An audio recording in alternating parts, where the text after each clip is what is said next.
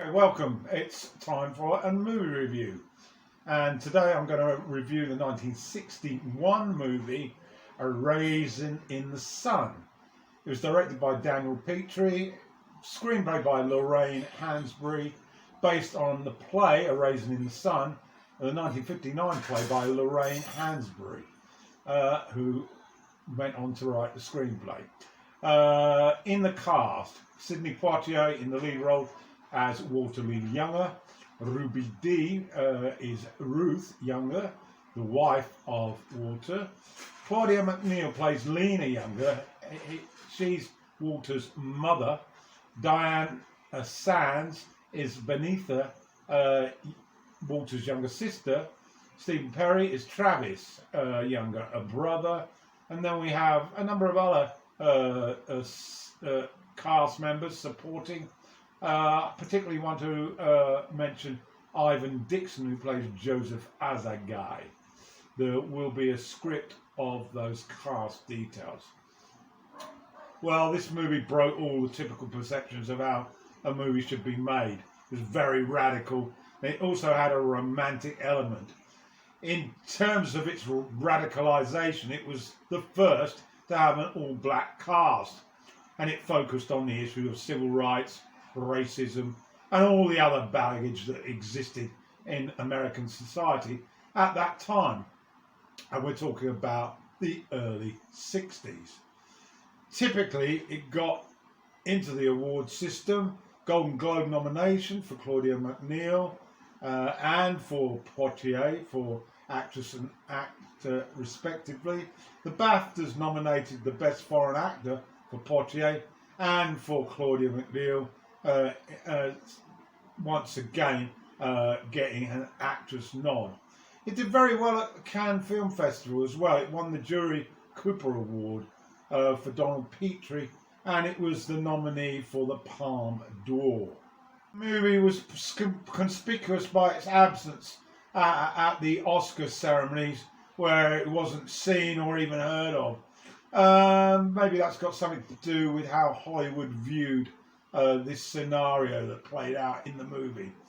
I just want to read a poem which was basically written by Langston Hughes at the time, and it reflected the state of American society, which was encapsulated in this movie.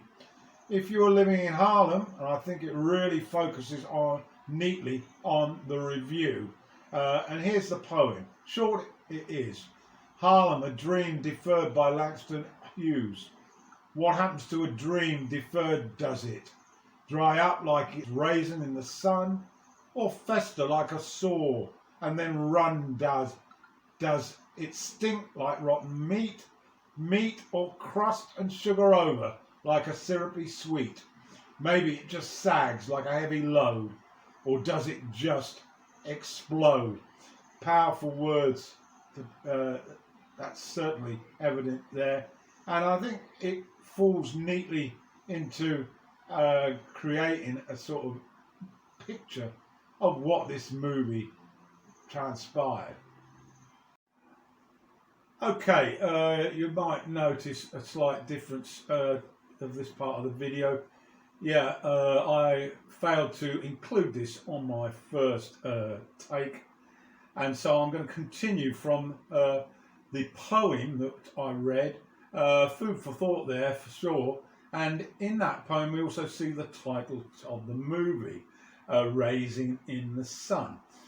Firstly, I want to give some sort of shape to the characters. Walter, played by Poitier, he's a chauffeur. He drives for a very rich white male, and he does a good job, but he's so frustrated he does not want to spend the rest of his life like his father, who recently passed away, working for a rich whitey. He wants to take on the responsibility of owning his own business, living his own dreams. He's a very, very frustrated 35-year-old and dying to get an opportunity. And one comes within grasp because his father, recently deceased, had a life insurance policy. And there's a significant amount, $10,000. And it's about to be delivered to his mother, Lena. He's hoping and expected to be offering the cash. Now, he's already got a plan, of course, with a few of his mates. He's planning to open a liquor store and make a golden egg. Lena, however, is a very sort of staid, elderly Negro woman who calls a spade a spade. She's religious and she recognises her position. She also acknowledges the downtrodden existence that she had to suffer as a Negro woman, and she understands that the whitey is in charge. She tries to make the best of that, but she's very reluctant to go down the route that her son wants to, because her religion indicates that a liquor business is a one of no good, very much against her moral standing. And she makes it perfectly clear that she's not going to help with that plan. Now, Ruth, Walter's wife, very much a hard-working woman, passive to a considerable extent, and is certainly in the shadow of her husband. She usually goes along with what he says. She's struggling to come to grips with the fact that he clashes regularly with his mother. They're both volatile personalities, and she is certainly not. She prefers to find the peace, and although she does at times get a little irritated with her mother-in-law, who tries to impose her will on her daughter-in-law with regard to child upbringing, she's nonetheless a very loyal partner. Benita, the young sister, has reached young adulthood and has dreams of becoming a doctor and escaping the poverty that the family live in. They live in a very small, cramped couple of rooms in an apartment block, and she's desperate to gain some education to escape. She's also full of self-confidence, albeit superficially. She's highly opinionated and not afraid to confront her brother or her mother. We follow an early conflict when she makes a statement which uses language that is not exactly complimentary towards God, towards religion, and to her mother. Her mother responds by delivering a slap around her face for her impudence. But she's also resisting the temptation, this is of course the daughter again, to get hooked early into a relationship. She's trying to be perceptive, look at what men are available, enjoy her life at the moment without getting tied down. But her desire to travel is strong. She wants to see the world. Okay, so the basic plot point of this movie starts from a situation where the father dies and there is a life insurance policy that's valid and a payout is due. And the scenario plays out amidst the family with regard to how they each see how that policy is going to be used. The major point within the family is that Walter has some expectation that he will get the cash to support his idea to escape from his dreadful 9-to-5 job and start a business which he anticipates will flourish. On the other hand, his mother is less enamoured with this idea, and she has a different sort of view of how that money will be played out. Initially, we also get sort of pen pictures of the other members of the family, giving an indication of how powerful they are as members within the group. But the overall aspect that comes through very closely is the support within the family.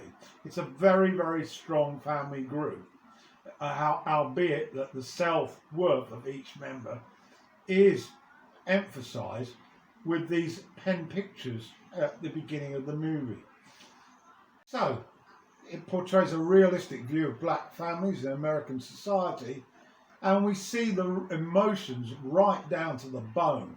There are a number of explosive scenes, and particularly the refusal by the mother to loan the money to Walter for his liquor store idea. This has an enormous impact on Walter visually, and his self-image drops considerably. He looks and feels totally worthless and retreats to a bar to swallow his lost pride and drink himself into a drunken stupor. His dreams shattered. Another scene of excellence is his wife returning from the doctors and telling the family that she's going to have another child.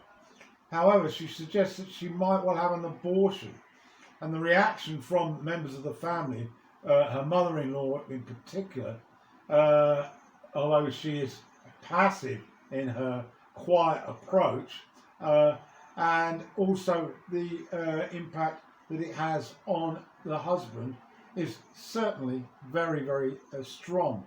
The family have a strong sense of a religious belief, which cuts across this sort of suggestion. However, the sanctity of life is regarded as the principal notion here, but it's a very, very moving scene. His mother finds out later that Walter hasn't been to work for 3 days and is at risk of losing his job. So she takes it upon herself to go to the bar, and she gives Walter a slice of his insurance money. The aftermath of that is that he's subject to a scam. He becomes the victim, but the family rally around him after an initial hostility. The movie exposes racism very vividly, and the mother has to put down a down payment on a property in another part of town, which is inhabited by the middle-class white community. A backlash follows, and the community send a representative to buy them out. 2 extremely strong scenes take place, but Walter takes on the responsibility of being the head of the family and makes it clear that the property isn't for sale at any price. Absolutely terrific. The major performances are, of course, of the highest calibre. Poitier, particularly, I'm a big fan of his, and his other movies prior to these, The Defiant Ones and Blackball Jungle, are top notch. What the movie symbolised was the increasing acceptance of ethnic minorities in filmmaking, and it's apparent through the excellent photography. Most of the movie, however, does take place in one room. Things are very cramped, but it really captures close-ups and the emotional ties and entanglements within the family. So, altogether, this is a thoroughly good watch. A rare movie, difficult to find, but I suggest you try and get it. It's called A Raisin in the Sun, and it was released in 1961. Directed by Daniel Petrie and starring Sidney Poitier.